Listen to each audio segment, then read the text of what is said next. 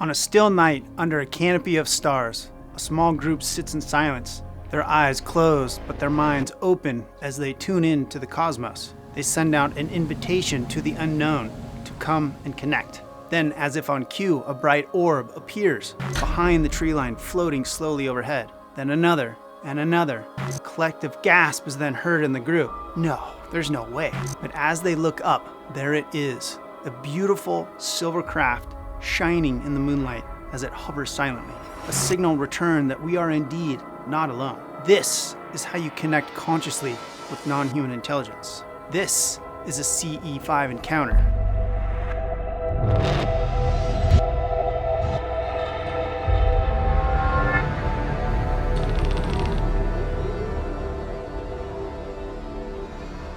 CE5, short for Close Encounters of the Fifth Kind. Although it is a term made popular by Dr. Stephen Greer to describe interactive contact with extraterrestrial intelligence, the Close Encounter scale was actually created by astronomer and former head of Project Blue Book, Dr. J. Allen Hynek, decades ago. Close Encounter 1, or CE1, involves simply witnessing a UFO with no interaction with the witness or the environment. CE2 is witnessing a UFO that is interacting with the environment or nearby equipment somehow, like marks in the ground, or a stalled car, or electrical disturbances heard over the radio. CE3 is witnessing beings or aliens from a UFO craft. CE4 is being physically abducted and taken by beings from a UFO craft. And CE5 is a bilateral human-initiated communication with non-human intelligence or otherworldly conscious beings. But wait, there's more! CE6 is when someone is killed by a non-human being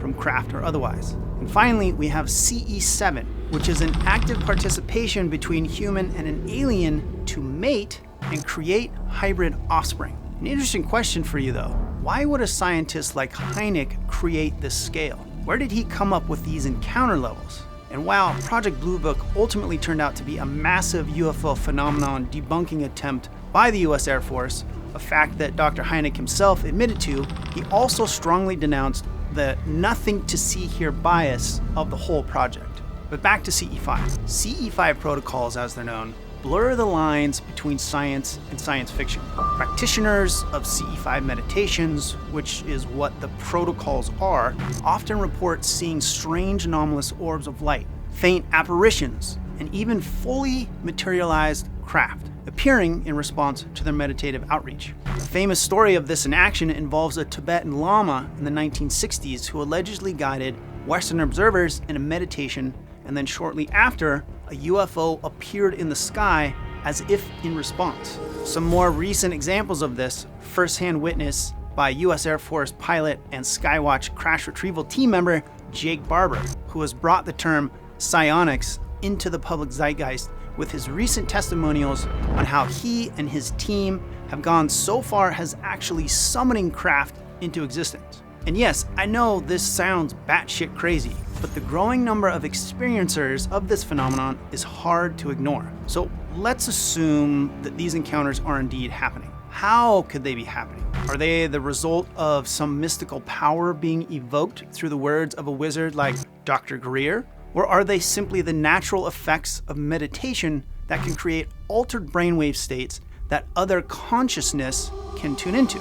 I'd put my money on the latter. And research into this phenomenon also supports that hypothesis. Traditional meditation is well known and well documented for being able to produce heightened states of consciousness and measurable changes in brainwave activity. And anyone can achieve deep relaxation and heightened awareness through focused meditation. But it's something different altogether to use these practices to connect to non-human intelligence. And this is an intersection point between neuroscience, psychology, and the human urge to connect with something beyond. So what do we do here? Can anyone actually do this? Well, there's only one way to find out.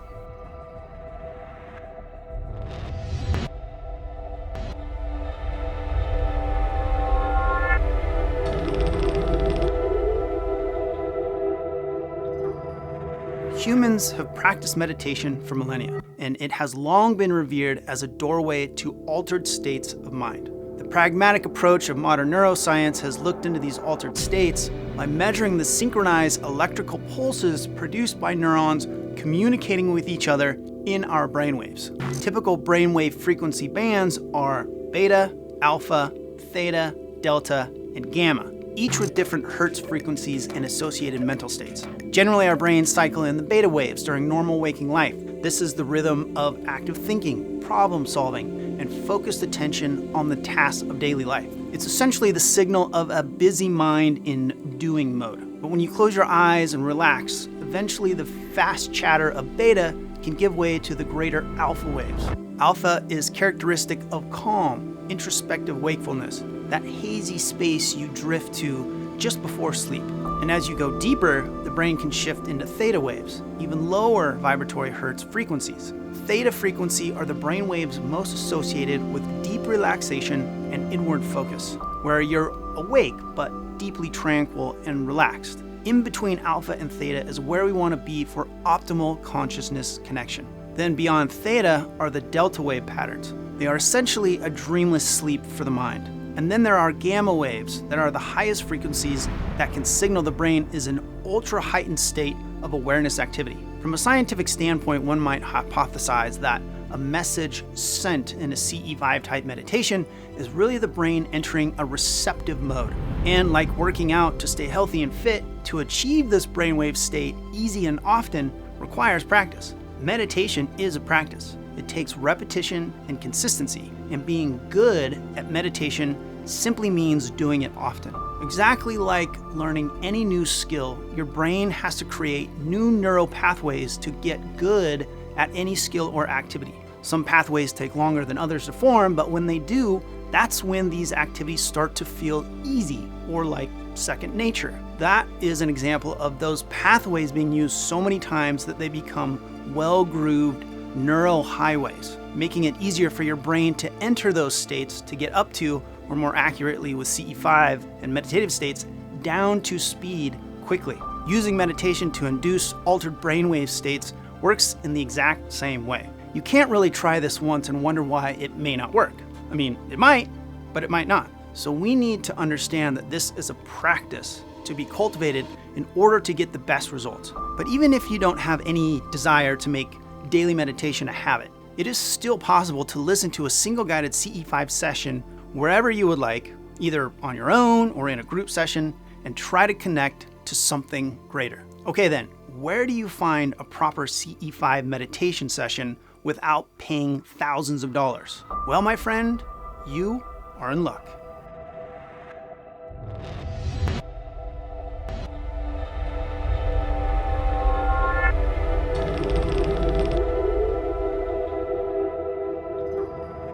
As I stated in a past episode, my wife is a phenomenal yoga teacher. She's been teaching for nearly 15 years as an ERYT 500 level teacher, plus another 100-hour Ashtanga certification on top of that, which really just means she knows her shit.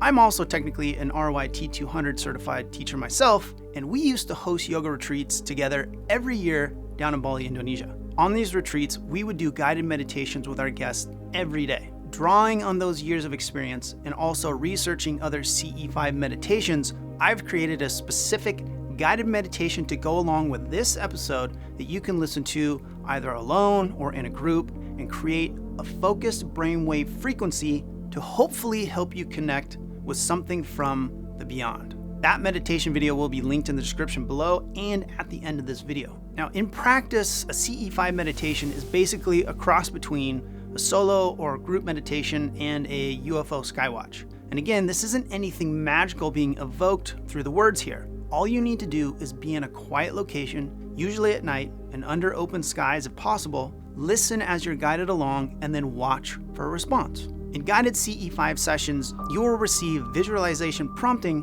which will walk you through expanding your awareness and sending a coherent message of welcome out into the universe. The meditation is intended to take you deep into your mind and then out into the vastness of the universe and back to your location where you started.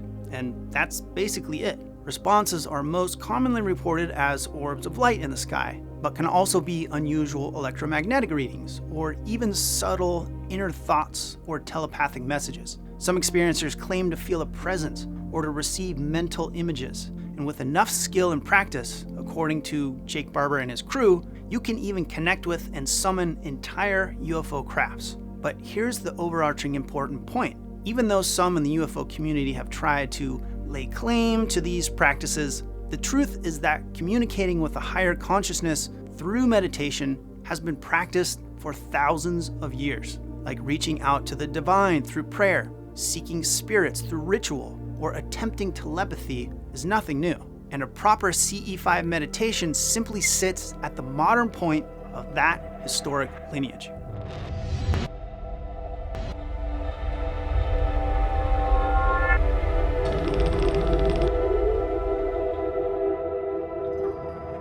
Skeptics and doubters may try to claim that CE5 meditation is just the latest New Age tactic designed to separate fools from their money. But the brainwave patterns observed during CE5 research shows there is, in fact, a subtle difference. And a CE5 meditation versus one strictly written for relaxation or any other benefit, the difference is in the presence of intermittent beta and gamma activity. What this suggests is that in the CE5 session, your intention in the meditation matters, that the content of your meditation can activate different neural processes. When you actively visualize making contact and put forth a strong intention, the brain responds with bursts of higher frequency gamma waves, reflecting a high level of engagement, excitement, or effort. More traditional, straightforward, non-CE5 mindfulness meditation minimizes mental workload. You're trying to do less in the mind, let go of thoughts, or simply trying to sit back and relax. In a CE5 session, we add a specific task that maintains accurate visualization and emotional projection. This additional task load on the mind naturally recruits other cognitive resources, hence the beta waves of concentration and the gamma waves of intense unified focus. Importantly, these waves don't dominate or pull you out of the meditative alpha or theta states entirely, but rather they are embedded within it. And this aligns with descriptions from CE5 practitioners who often say they remain in a hybrid state of deep meditation and directed focus. Neuroscientifically, that hybrid state is visible as the co-occurrence of slow, calm waves and fast focus waves. Gamma brainwaves have been hypothesized to play a role in binding together the different parts of the brain for a unified conscious experience, sometimes described as moments of great insight or oneness or intuition. When participants in meditation studies report mystical experiences or a sense of unity, researchers have occasionally noted concurrent gamma brainwave surges. It could be that a CE5 meditation with an emphasis like compassion and connection naturally triggers these peak brain states. And it's this intentional framing that could be the real secret sauce here. In practice, CE5 meditations share elements with classic heart-centered meditation, or even prayer, known to engage emotion-centric brain networks that can induce blissful or transcendental states. So the question is, do these brainwave patterns facilitate the goal of contacting non-human intelligence, or are they simply a byproduct of the process with no bearing on actual contact? Also interesting, these are the same ingredients you will find in many spiritual or shamanic practices aimed at communicating with other realms. Trance-like calm, a focused intention, prayer, or visualization, creating a positive or reverent emotional state. These parallels support the idea that CE5 can be very effective, but it isn't actually anything revelatory or new. CE5 meditations or protocols are simply the modern execution of ancient human practices attempting to make contact with the other, be it spirits, deities, or cosmic neighbors.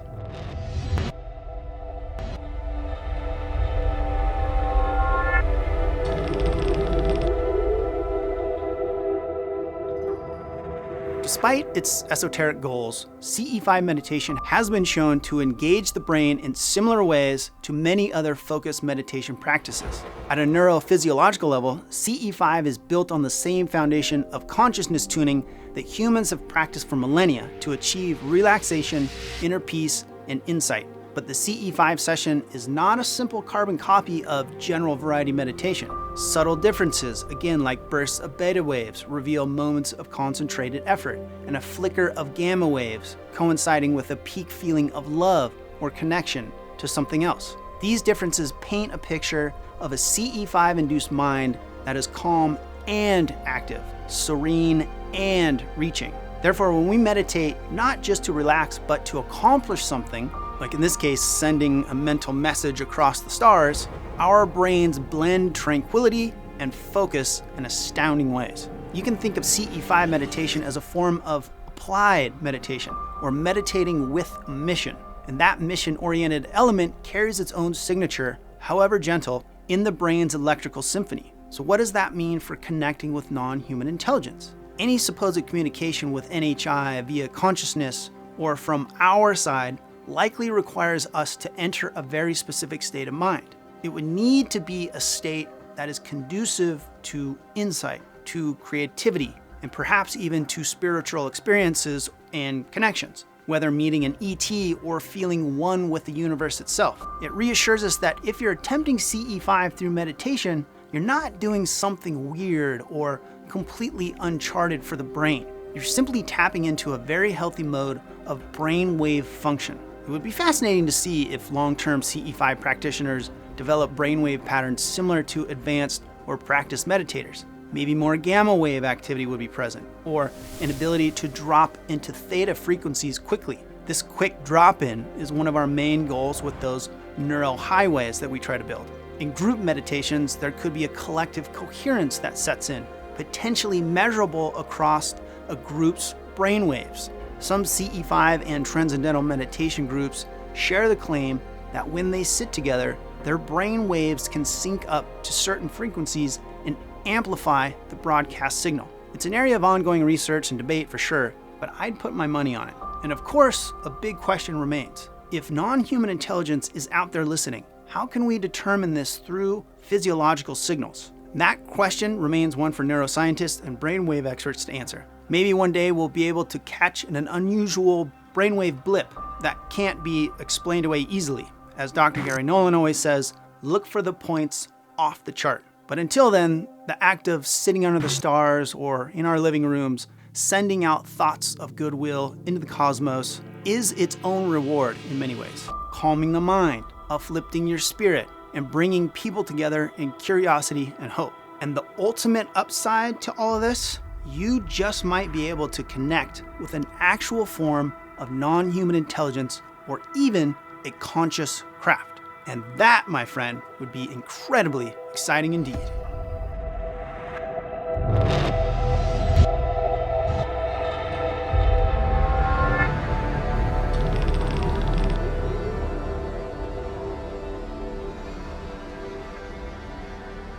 I want to sincerely say thank you if you made it to this point in the video. This whole topic is accelerating into areas of the discussion that have been kept secret in the most coveted circles for decades. The more people who are aware of this material, the greater the overall effect we can all have to bring about full disclosure. And I push myself hard every day for this project because I'm not supported by a rich or famous parent or partner. I'm not supported by some billionaire or from a previous audience I've built from a past career. And this isn't my day job either. In fact, after paying my editor and all the platforms I use to create this content, it's costing me about $800 per episode out of my pocket right now when it's all said and done. And to be transparent, what I make from YouTube ads is about $20 a month. So yeah, I'm way in the red on this project, to say the least. And you want to know why? Because I believe in this project. I believe that if we can, as a collective species, realize the great truth that we all live under, that a higher form of non-human intelligence is engaging with our planet and species, then maybe we can all treat each other and everyone around us just a little better every day. I'm trying my best to do my part to help, but right now it's not sustainable. And that is why I must swallow my pride and ask for your support. It's why any creator asks for support from their audience. Do you believe in a project like this with the goal of bringing humanity closer together? If so, please consider supporting this channel. The easiest way is to please at least be a subscriber. One step more would be to share this or any video with someone you think could find it interesting. And the ultimate show of support would be to pledge a small tip for the services provided. And if you can't do any of those, then that's okay too. I still promise to do my absolute best while I'm here. And if this project doesn't survive long term, then hopefully at least a few people were able to learn that their world, our human experience, is so much more than we ever imagined. And if you'd like to watch or listen to that CE5 meditation that I created for you to try and connect with that something greater, I've linked that meditation in the description below and at the end of this video. So until next time, thank you for watching. My name is Jason. I will see you again soon. Take care, my friend.